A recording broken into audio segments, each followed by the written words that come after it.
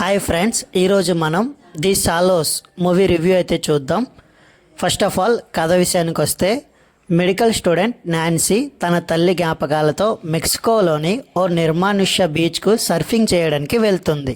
కానీ అక్కడ ఒక భారీ గ్రేట్ వైట్ షార్క్ ఆమెపై దాడి చేస్తుంది.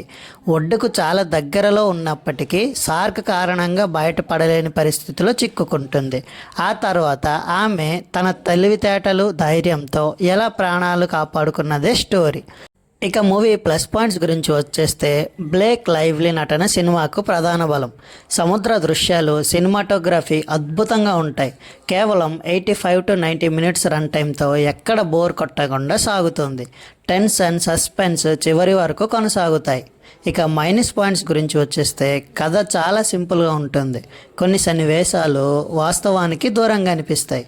ఇతర పాత్రలకు పెద్దగా ప్రాధాన్యం ఉండదు.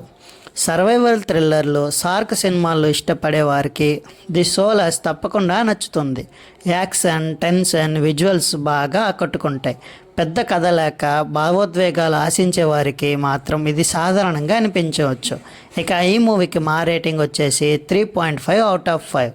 ఇక ఈ మూవీ ఫైనల్ వెర్డిక్ట్ వచ్చేసి, చిన్న రన్ టైంలో గట్టి టెన్షన్ అందించే బెస్ట్ సర్వైవ్ థ్రిల్లర్లో ది సోలాస్ ఒకటి.